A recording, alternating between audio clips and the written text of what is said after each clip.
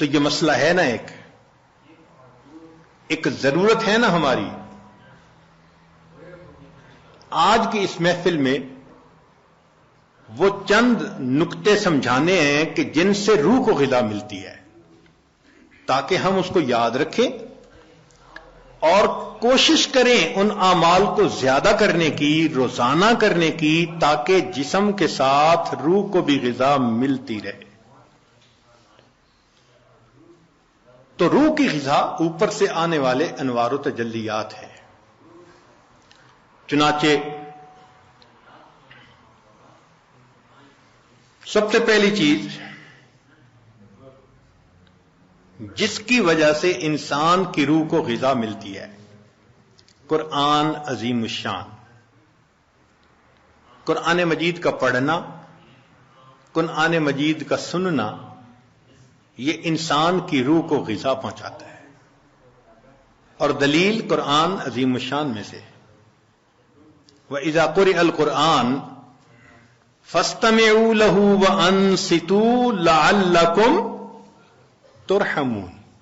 یہ ترحمون کا لفظ سند ہے، سٹیمپ لگ رہی ہے، رحمت برستی ہے. اور وہ رحمت جسم کی غذا نہیں ہے، وہ رحمت دل کی غذا ہے، روح کی غذا ہے. جس قرآن مجید کو سننے سے رحمت برستی ہے، اس کو پڑھنے سے کتنی رحمت برستی ہوگی. یہاں تو کہا نا کہ جب پڑھا جائے تو تم سنو تاکہ رحمت برسے. تو سننے والے پر رحمتیں برس رہی ہیں تو پڑھنے والے پر کیا رحمتیں برستی ہوں. تو اس کا مطلب یہ کہ ہم روزانہ فجر کی نماز پڑھا کریں، تو پھر سورہ یاسین پڑھا کریں، قرآن مجید پڑھا کریں، فوراً اپنی روح کو ناشتہ کروانے کی کوشش کیا کریں. اس لیے ابن تیمیہ رحمۃ اللہ علیہ فجر کے بعد اشراق تک مسجد میں بیٹھے رہتے تھے. لوگ کہتے تھے کیا وجہ ہے، آپ نے ناشتہ نہیں کرنا؟ تو وہ فرماتے تھے کہ تم اپنے جسموں کو ناشتہ کروا رہے ہو، میں بیٹھا اپنی روح کو ناشتہ کروا رہا ہوں. تو اس کا مطلب یہ کہ فجر کے بعد تلاوت کا کرنا، تسبیحات کا کرنا، ذکر کا کرنا، یہ انسان کے لیے باطنی غذا کا ذریعہ بنتا ہے. ہم میں سے کتنے ہوں گے جو اس کی باقاعدگی کرتے ہیں؟ الا ماشاء اللہ، معمولی نہیں. یعنی کھانے پینے کا تو معمول ہے، گھر کا بچہ بھی بتا دے گا اتنے بجے ناشتہ ہوتا ہے، اتنے بجے دوپہر کا کھانا اور اتنے بجے رات کا کھانا. لیکن روحانی غذا کا معمول ہی نہیں. تو معمول بنانا ضروری ہے. جتنے لوگ اولیاء بنے اس دنیا میں، یہ وہ لوگ تھے جو معمولات کرتے تھے باقاعدگی کے ساتھ، تب ان کو وہ نعمت ملی. اتفاقاً نہیں کوئی ولی بن جاتا، اس کے پیچھے محنت ہوتی ہے، تب اللہ کی رحمت متوجہ ہوتی ہے. تو معلوم ہوا کہ ہم تہجد میں اٹھیں، فجر سے پہلے یا فجر کے بعد، اس نیت سے یہ اعمال کریں کہ یہ چیز ہمارے لیے روح کی غذا بنے گی.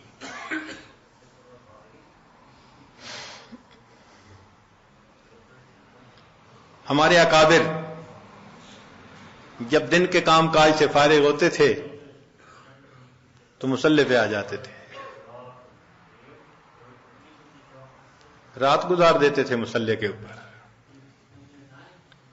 ان کو رات کے اندھیرے کا اس طرح انتظار ہوتا تھا جس طرح دلہا کو دلہن سے ملنے کے لیے رات کا انتظار ہوا کرتا تھا. ایسے وہ رات کے منتظر رہا کرتے تھے. عشاء کے وضو سے فجر کی نماز پڑھنا، رات کا بیشتر حصہ نوافل میں کھڑے رہنا، حتیٰ کہ ہمسائے کے لڑکے بچے ان کو چھت کے اوپر ایک مینارہ سمجھا کرتے تھے.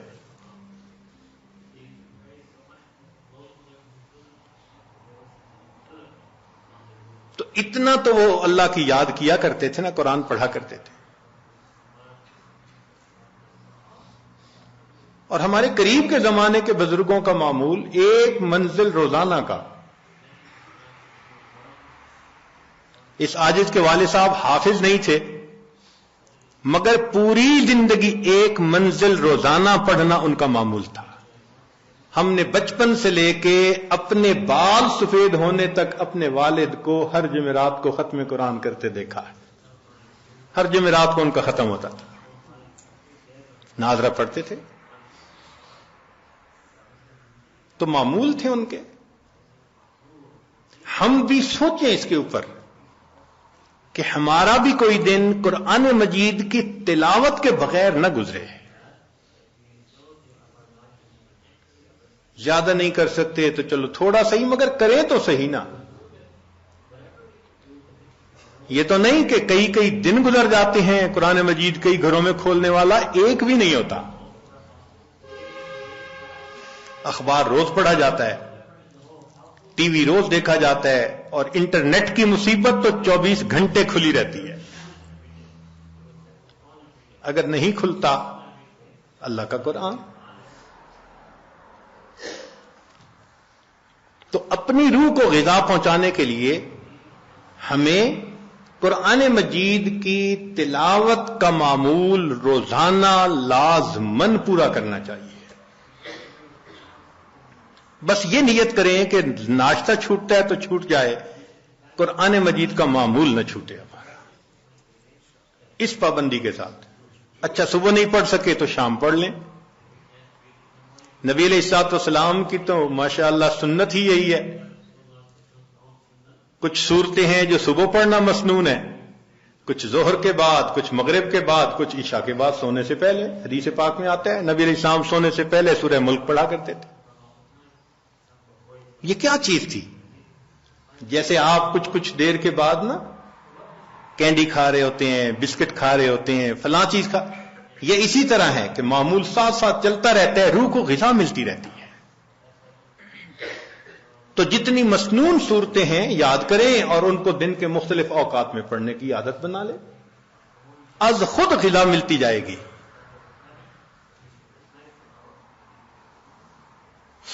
اور جو حافظ قرآن ہوں ان پر تو اللہ کی خاص رحمت، وہ اپنی منزل کے حساب سے پڑھیں. ہمارے اکابر تو ایک آیت پڑھتے تھے، پوری رات گزار دیتے تھے. پہلے یہ بات ذرا عجیب لگتی تھی کہ ایک آیت پڑھتے پوری رات. پھر ایک چیز نکل آئی جس کا نام ہے چنگم. ہم نے بعض بچوں کو دیکھا کہ جتنی دیر بیٹھے ہیں منہ چل رہا ہے. پوچھا بھئی یہ کیا مسئلہ ہے؟ کہنے لگے جی بس یہ چنگم ہے، اس کو چبانے میں مزہ آتا ہے. بھئی اگر ایک گھنٹہ ایک ہی چیز کو چبانے کا مزہ یہ پا رہے ہیں تو ہمارے اکابر بھی ایک آیت کو بار بار پڑھ کر کندے مکرر کا مزہ لیا کرتے تھے. ان کو بھی مزہ آتا تھا. تو پہلی چیز جس سے ہم نے اپنی روح کو غذا پہنچانی ہے وہ کیا چیز ہے؟ قرآن مجید کی تلاوت کرنا. صرف ثواب کی نیت نہیں ہونی، ثواب تو ملے گا، یہ بھی نیت ہونی ہے کہ میں نے اس کو آداب کے ساتھ، توجہ کے ساتھ اس طرح پڑھنا ہے کہ اللہ کی رحمتیں برسیں اور میرے دل کی ظلمت کو دھو دیں.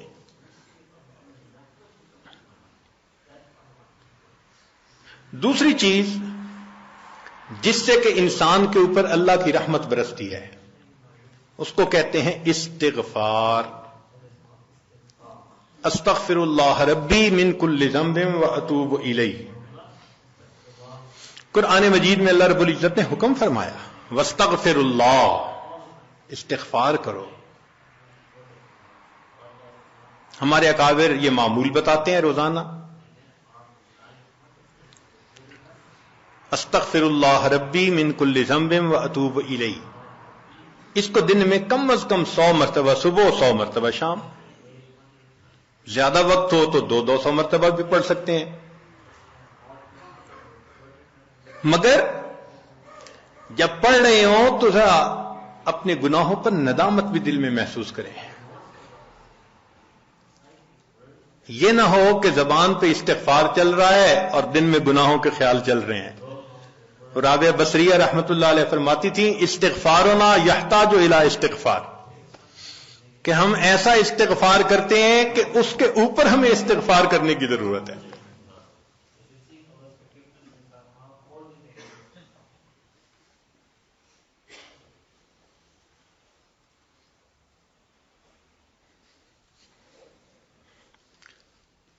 سبح برکف توبہ برلب دل پر از لطف گناہ. ہاتھ میں تسبیح، زبان پہ توبہ اور دل گناہ کی لذت میں پڑا ہوا ہے. معصیت را خن میں آیت بر استغفار ما، میرے استغفار کے اوپر تو گناہ بھی کھڑا ہنس رہا ہے. تو ایسا استغفار نہ ہو. صحیح ندامت کے ساتھ ہم استغفار پڑھیں تو اللہ تعالی کی رحمت برسے گی. دلیل قرآن عظیم الشان، بات پکی. اللہ رب العزت شاہ فرماتے ہیں لولا تستغفرون اللہ لعلکم ترحمون. قرآن کی آیت. اگر یہ استغفار کرتے تو کیا ہوتا؟ اللہ تعالی رحمت برساتے. تو اس کا مطلب ہے یہ گارنٹیڈ بات ہے کہ استغفار کرنے سے اللہ تعالی کی رحمت برستی ہے، انسان کے روح کو غذا ملتی ہے.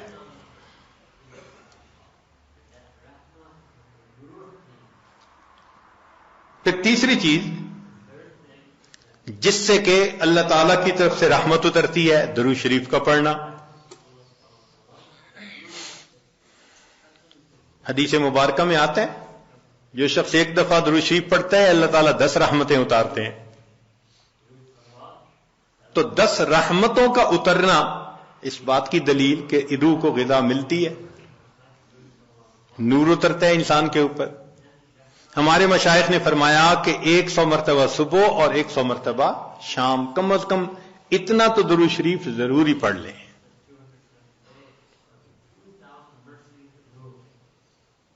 ایک صحابی رضی اللہ عنہ پوچھتے ہیں اللہ کے نبی صلی اللہ علیہ وسلم میں کتنا درود شریف پڑھوں؟ فرمایا زیادہ پڑھ، چوتھائی حصہ. زیادہ پڑھو گے تو فائدہ زیادہ. اللہ کے نبی صلی اللہ علیہ وسلم آدھا حصہ. بھائی زیادہ پڑھو گے تو زیادہ فائدہ. 3 حصے. فرمایا اور زیادہ، تو 4 حصے. جب انہوں نے کہا کہ میں پورا وقت درود شریف پڑھنے میں لگا دوں گا، نبی اسلام نے فرمایا اذن یغفر لک ذنبک، تیرے گناہوں کو بخش دیا جائے گا اور تیرے غموں کو تیرے سر سے اتار دیا جائے گا. تو درود شریف کے پڑھنے سے اللہ تعالیٰ گناہوں کو معاف کرتے ہیں اور دھو دیتے ہیں. صدیق اکبر رضی اللہ عنہ فرمایا کرتے تھے کہ ٹھنڈا پانی آگ کو اتنا جلدی نہیں بجھاتا جتنا جلدی درود شریف کا پڑھنا انسان کے دلوں کی ظلمت کو مٹا دیتا ہے. سیدنا علی رضی اللہ عنہ فرمایا کرتے تھے کہ اگر اللہ تعالیٰ اور اس کے رسول صلی اللہ علیہ وسلم نے تسبیح، تکبیر، تحمید، تحلیل ان کے فضائل نہ بتائے ہوتے تو میں اپنا پورا وقت درود شریف کے پڑھنے میں گزار دیتا. تو ہم بھی درود شریف پڑھیں کم از کم 100 مرتبہ صبح اور 1 مرتبہ شام. اس سے کیا ہوگا کہ دل کو غذا پہنچ جائے گی.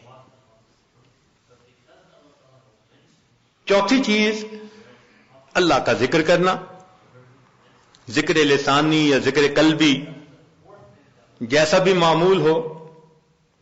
ذکر کے کرنے سے اللہ تعالی کی رحمت اترتی ہے. اور حدیث پاک سے دلیل نزلت علیہم السکینہ، ان کو رحمت ڈھانپ لیتی ہے. ملائکہ آ جاتے ہیں ان کے اوپر. جہاں لوگ مل بیٹھتے ہیں مختلف جگہوں سے آئے ہوئے اللہ کو یاد کرنے کے لیے، تو ذکر کرنے سے سکینہ کا نازل ہونا بھی اس بات کی دلیل کہ انسان کے دل کو غذا ملتی ہے. ذکر سے ذات کی محبت بھی پیدا ہوتی ہے. جتنا جس چیز کا تذکرہ زیادہ کریں اتنا اس سے محبت ہوتی ہے. تو کثرت ذکر کا حکم اس لیے کہ اس سے اللہ رب العزت کی محبت انسان کے دل میں بڑھتی ہے. یہ نغمہ فصل گل و لالا کا نہیں پابند، بہار ہو کے خزاں لا الہ الا اللہ. ہمیشہ ذکر کرنا ہے، ہر وقت کرنا ہے. موسموں کے بدلنے کا اس پہ اثر نہیں ہوتا. اس لیے ہمارے اکابر صبح شام کا کچھ وقت تھا جس میں تنہائی میں بیٹھ کے اللہ کا ذکر کثرت کے ساتھ کیا کرتے تھے.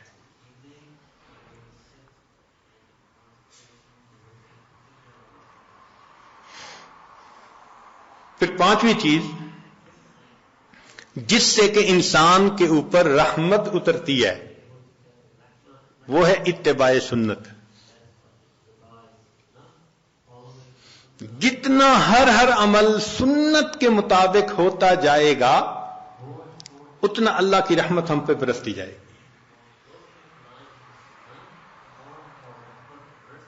گی. جتنا ہر عمل سنت کے مطابق. اس لیے ہمارے سلسلہ عالیہ نقشبندیہ میں بیعت ہونے کے بعد پہلا کام یہی بتاتے ہیں، ہر کام کو سنت کے مطابق کرنا ہے.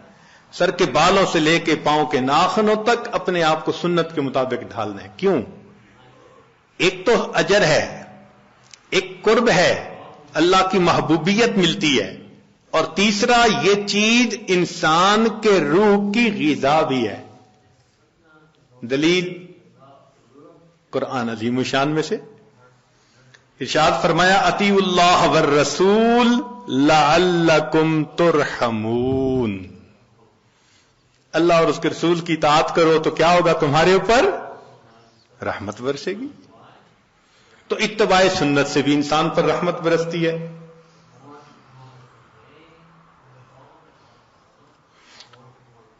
پھر چھٹی چیز اہل اللہ کی صحبت اختیار کرنا. قرآن مجید میں تو حکم دیا گیا یا ایھا الذین آمنوا اتقوا اللہ وکونوا مع الصادقین. یہ کونو حکم ہے، اور حدیث پاک میں بھی حکم دیا گیا. نبی علیہ السلام نے ارشاد فرمایا علیکم بمجالسۃ العلماء واستماع کلام الحکماء فإن اللہ تعالی یحیی القلب المیت بنور الحکمہ کما یحیی الارض المیت بماء المطر. کہ جس طرح بارش کے اترنے سے اللہ مردہ زمین کو زندہ کر دیتے ہیں، اسی طرح اہل اللہ کی حکمت بھری باتوں سے اللہ دلوں کو زندہ فرما دیتے. تو دلوں کو غذا کا ملنا حدیث سے ثابت.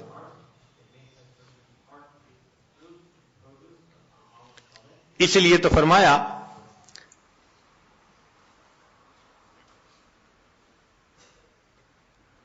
کہ انسان کہیں نہ کہیں اپنا تعلق جوڑے. مجدد ثانی رحمۃ اللہ فرماتے ہیں کہ ان مشائخ کی نظر شفا اور ان کا کلام کیمیا ہے. ان کا کلام کیمیا اور ان کی نظر شفا ہے. ہے وہی تیرے زمانے کا امام برحق، ہے وہی تیرے زمانے کا امام برحق جو تجھے حاضر و موجود سے بیزار کرے، دے کے احساس زیاں تیرا لہو گرما دے، فقر کی شان چڑھا کر تجھے تلوار کرے. تو یہ مشائخ کی صحبت میں اسی معلوم رحمت اللہ فرماتے ہیں گر تو سنگے خارہ مرمر شوی چوب صاحب دل رسی گوہر شوی.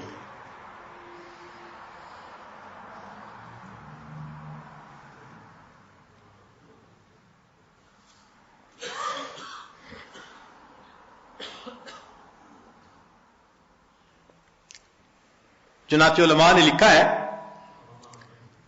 کہ ایسے مشائخ جن کو دیکھ کے اللہ یاد آئے، ان کی صفت ہوتی ہے رویتہ شفا و موعظتہ دوا.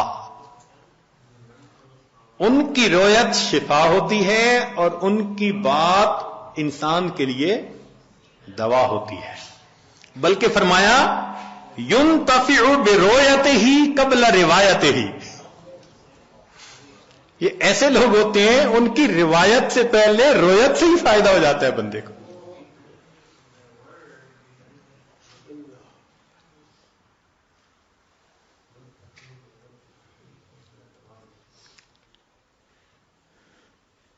ساتویں چیز جس سے کہ انسان کے دل پر نور اترتا ہے وہ ہے تقوی کو اختیار کرنا. اس لیے ہمارے مشائخ جہاں اتباع سنت کا تلقین کرتے ہیں وہاں ساتھ گناہوں سے بچنے کا بھی حکم دیتے ہیں. بھئی گناہوں سے اپنے آپ کو بچاؤ، اور گناہوں سے بچنا، مشتبہات سے بچنا، اسی کا نام تقوی ہے. جتنا تقوی اختیار کریں گے اتنا اللہ کی رحمت برسے گی. جی، تقوی اختیار کرنے سے بھی رحمت برستی ہے. وہ کیسے؟ دلیل قرآن عظیم الشان. قرآن مجید کی آیت ہے، اللہ ارشاد فرماتے ہیں وَاتَّقُوا اللَّهَ لَعَلَّكُمْ تُرْحَمُونَ. تم تقوی اختیار کرو، تم پر رحمتیں برسائی جائیں گی. تو تقوی کے اختیار کرنے سے بھی رحمت برسی. اس لیے یہ مہینہ رحمت کا مہینہ کیوں کہلاتا ہے؟ اس لیے کہ یہ ماہ سیام ہے، اور سیام کا اصل مقصد کیا ہے؟ لعلکم تتقون، اور تقوی سے رحمت برستی ہے. اس لیے اس کو شہر الرحمہ کہا، شہر الغفران کہا. حدیث مبارکہ میں شہر عظیم کہا اس شہر اس مہینے کو. اور ہم تو صرف رمضان کی برکتیں اگر لے پائے تو بڑی بات. ہمارے مشائخ تو پوری زندگی اسی ترتیب پہ گزارتے تھے. فرماتے تھے الدنیا یوم ولنا فیہا صوم. دنیا ایک دن کی ہے اور ہم نے اس ایک دن میں روزہ رکھا ہوا ہے. یعنی گناہوں سے بچنے کا روزہ، یہ مقصد تھا ان کا. پوری زندگی اسی طرح گزار دیتے تھے. اس لیے فرمایا للصائم فرحتان. روزہ دار کے لیے دو خوشیاں ہوتی ہیں. فرحت عند الافطار، ایک تو افطار کے وقت خوشی، وفرحت عند لقاء الرحمن، جب رحمان سے ملیں گے اس وقت بھی خوشی ہوگی. اس لیے یہ رمضان کا مہینہ انسان کے دل کو منور کر دیتا ہے.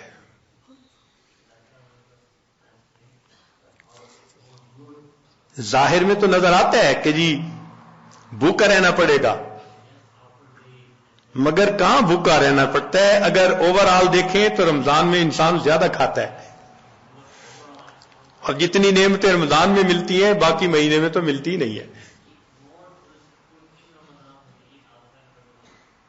مگر رمضان المبارک میں واقعی روزہ دار پر اللہ کی رحمت برستی ہے.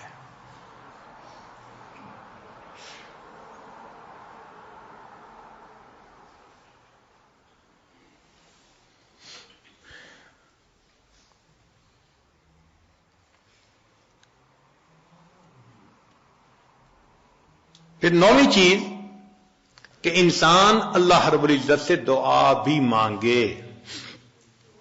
یہ اعمال بھی کرے اور ان اعمال کو کر کے اللہ تعالی سے دعا بھی مانگے. اے اللہ میرے دل کو منور فرما دیجئے، میرے دل کو غذا پہنچا دیجئے، میری روح کو منور کر دیجئے. اور یہ چیز حدیث پاک سے ثابت ہے. نبی علیہ السلام جب فجر کی سنتیں ادا فرما کے مسجد میں تشریف لے جاتے تھے تو حدیث پاک میں ہے کہ راستے میں نبی علیہ السلام دعا مانگتے تھے اللہم اجعل فی قلبی نورا وفی بصری نورا وفی سمعی نورا وفی وعن یمینی نورا وعن شمالی نورا ومن خلفی نورا ومن امامی نورا واجعل لی نورا. اللہ مجھے ہی نور بنا دے. اب یہ دیکھیے کتنی اہم بات ہے. ہم میں سے کتنوں کا معمول ہے اس دعا کو پڑھنا؟ اللہ ماشاء اللہ بہت کم لوگ ہوں گے جو باقاعدہ پڑھتے ہوں گے. اللہ کے حبیب صلی اللہ علیہ وسلم نے تو ہمارے لیے یہ دعا سکھائی ہمیں.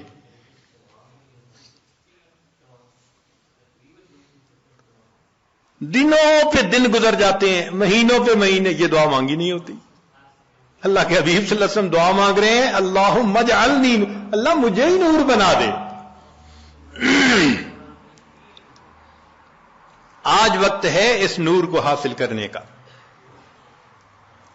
اگر دنیا میں اس نور کو حاصل نہ کیا تو پھر قیامت کے دن پریشانی ہوگی.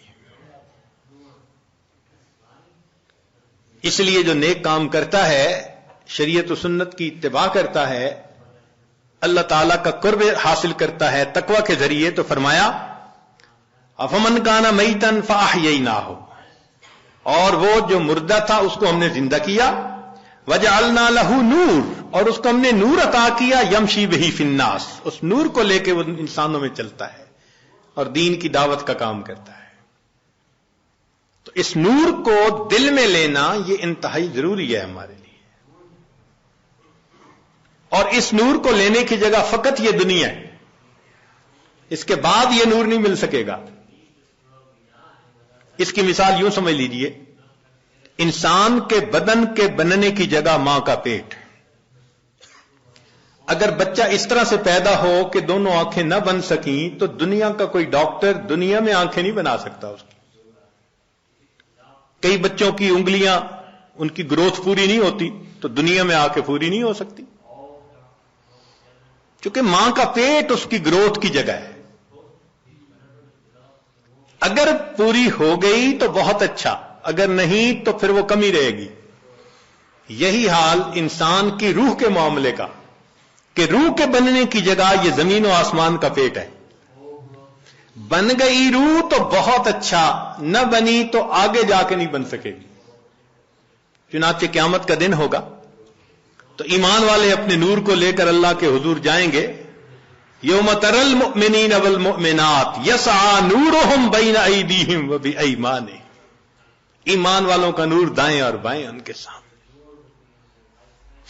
جنہوں نے محنت کی ہوگی، 1000 واٹ کا بلب جیسے جلا ہوتا ہے ایسے ان کا نور ہوگا. اور نور چونکہ پھیلتا ہے تو اس لیے ارد گرد منافق بھی ہوں گے. اوپر سے تو بڑے نیک بنتے تھے اور اندر سے غفلت کی زندگی، دورنگی کی زندگی. وہ پھر کہیں گے انظرونا نقتبس من نورکم، ذرا ہماری طرف بھی توجہ کیجئے، ہم آپ کے نور سے فائدہ اٹھائیں. تو ان کو وہاں کیا کہا جائے گا؟ قیل ارجعوا وراءکم فالتمسوا نورا، جاؤ دنیا میں، یہ نور تو دنیا سے ملا کرتا تھا. تو نور ملنے کی جگہ تو یہ دنیا ہے. یہ ہماری خوش نصیبی ہے کہ ہم ابھی زندہ ہیں. اپنے دلوں کو منور کرنا چاہیں تو ہم دلوں کو منور کر سکتے ہیں. جیسے نبی علیہ السلام نے اپنی ایک صحابی کے بارے میں فرمایا، اس کا سینہ تو گلے تک نور سے بھرا ہوا ہے، نور ایمان سے. الا مشاشا، فرمایا گلے تک اس کا سینہ نور ایمان سے بھرا ہوا ہے. ایسے نور ہمارے اندر آ جائے نا تو وہ تو ہم اسی دنیا میں ہی حاصل کر سکتے ہیں. اور اگر اس دنیا میں غفلت کی زندگی گزاری، گناہوں کی زندگی گزاری، تو رب کریم فرماتے ہیں وَمَن لَّمْ يَجْعَلِ اللَّهُ لَهُ نُورًا فَمَا لَهُ مِن نُور، پھر اس کے لیے نور نہیں ہوگا.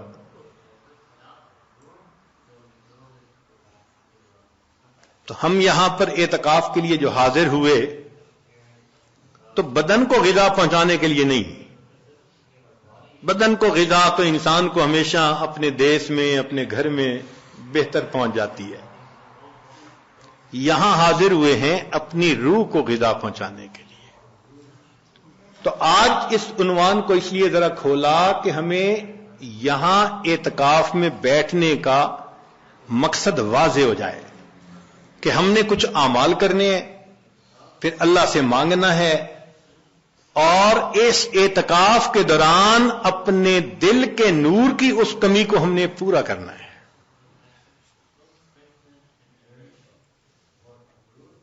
اور اگر اس کمی کو پورا نہ کر پائے اور زندگی کا وقت گزر گیا، پھر حسرت اور ندامت کے سوا کچھ نہیں ہوگا. ذرا سوچئے تو صحیح، قیامت کا وہ دن ہوگا جب انسان روشنی کو تلاش کرتا پھر رہا ہوگا اور اندھیرا ہوگا چاروں طرف. اور پھر اگر حکم دے دیا گیا کہ اس کو لے جاؤ جہنم میں، اللہ اکبر کبیرہ. روح البیان تفسیر میں لکھا ہے کہ 10 جانور جنت میں جائیں گے. ایک بقرہ گائے جائے گی جس کو ذبح کرنے کا موسیٰ علیہ السلام کو حکم ہوا تھا. یونس علیہ السلام کی حوت مچھلی، القبش اسماعیل علیہ السلام کا، ان کی جگہ جو مینڈا ذبح ہو گیا تھا وہ بھی جنت میں جائے گا. اجل ابراہیم علیہ السلام کا، جس کو وہ بھون کے لائے تھے فرشتوں کو کھلانے کے لیے. نملہ سلیمان علیہ السلام کے لشکر کو دیکھ کر جس چیونٹی نے بات کی تھی، النمل ایتھا النمل ادخلوا مساکنکم، وہ چیونٹی بھی جنت میں جائے گی. ہدہد جس نے سلیمان علیہ السلام سے گفتگو کی تھی وہ پرندہ بھی جائے گا. صالح علیہ السلام کی ناقہ اونٹنی بھی جنت میں جائے گی، اور نبی علیہ السلام کی ناقہ بھی جنت میں جائے گی. اور عزیر علیہ السلام کا گدھا بھی جنت میں جائے گا. اور 10واں اصحاب کہف کا کتا بھی جنت میں جائے گا. اب ذرا غور کیجئے وہ کیا منظر ہوگا کہ یہ جانور تو جا رہے ہیں جنت میں، اور جس کو اللہ نے آنکھیں دی، دل دماغ دیا، نعمتیں دی، وہ انسان اپنی غفلتوں کی وجہ سے جہنم میں.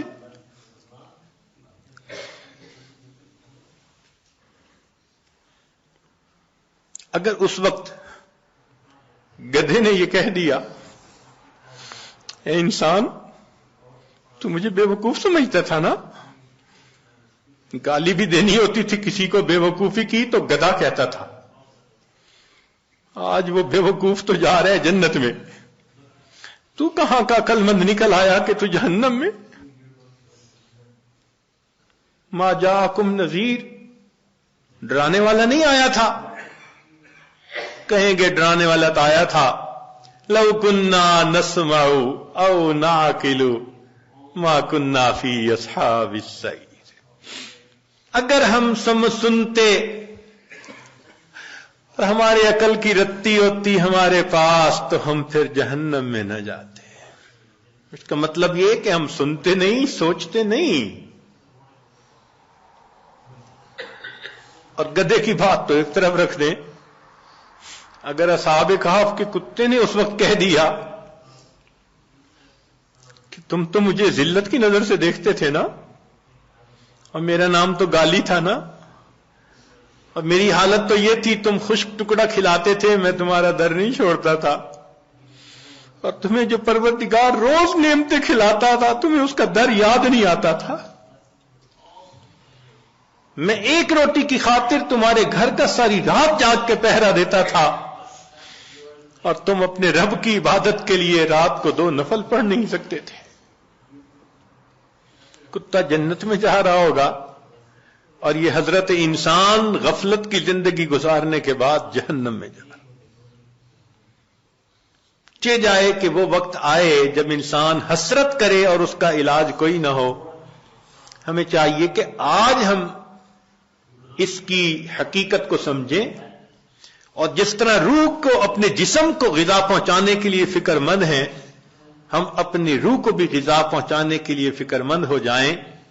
چنانچہ یہ 10 دن کا قیام یہ بہت فکر مند ہو کے گزارنے کی بات ہے.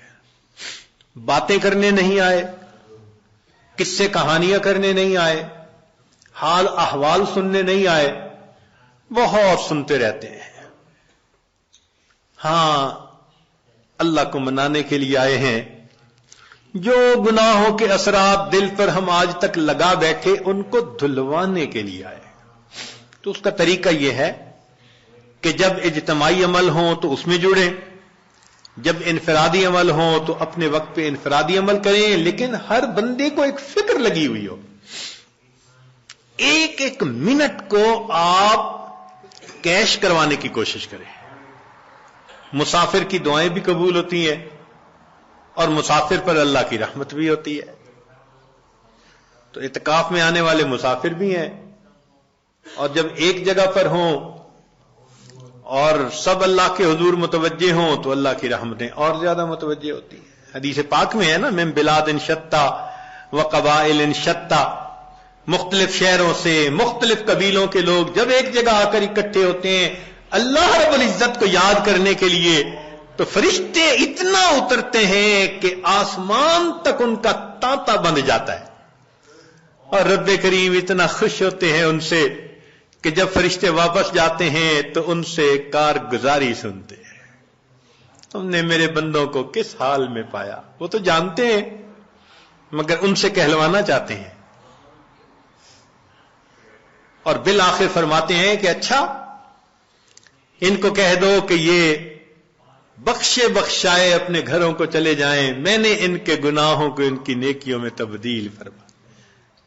یا اللہ، کچھ تو وہ بھی تھے راستہ گزرنے والے ویسے ہی کھڑے ہو گئے تھے۔ رب کریم اتنا خوش ہوتے ہیں کہ فرماتے ہیں اچھا ہم قوم لا یشقا جلیس، ایسے لوگ ہیں ان کے پاس بیٹھنے والا بدبخت نہیں ہوتا۔ تو جب پاس بیٹھنے والا بدبخت نہیں ہوتا تو جو خود اس قوم میں شامل ہوں وہ کیسے بدبخت ہو سکیں گے؟ اور ہمارے مشائخ نے لکھا کہ بدبخت وہ ہوتا ہے جو ایمان کے بغیر دنیا سے چلا جائے۔ تو یہ حدیث پاک اشارہ کر رہی ہے کہ ایسی محفلوں میں بیٹھنے والا بندہ بالآخر دنیا میں ایمان کی سلامتی کے ساتھ چلا جاتا ہے۔ تو ان محفلوں کی قدر کریں، فکر کریں، اپنے سیل فون کو یا تو سائلنٹ کر دیں یا بند ہی کر دیں 10 دن کے لیے۔ یہاں گھنٹی کی آواز نہ سنائی دے، بات کی آواز نہ سنائی دے۔ جب نہیں تھے یہ سیل فون، دنیا کے کام کاروبار پھر بھی چلتے تھے، 10 دن کے لیے بند ہو جائے گا، کام کاروبار پھر بھی چلیں گے۔ نہ آسمان پہلے گرا تھا نہ اب گرے گا، تو اتنا اہم نہ اس کو بنائیں۔ اب اس کو ایک طرف کر کے تلاوت میں لگے ہوں، تسبیحات میں لگے ہوں، نمازوں میں لگے ہوں، دعا میں لگے ہوں، اجتماعی عمل میں، بس ان اعمال میں، قرآن مجید کی تلاوت میں آپ لگے رہیں۔ اللہ تعالی ہم میں سے کسی کی عاجزی کو تو قبول فرما لیں گے نا۔ آخر اتنے لوگ جو ہیں کتنے ٹوٹے دلوں کے ساتھ یہاں پہنچے ہیں اور کتنے مجاہدوں کے ساتھ پہنچے ہیں۔ انتظام نہیں تھے، مشکل سے انتظام ہوا، چھٹیاں نہیں ملتی تھی،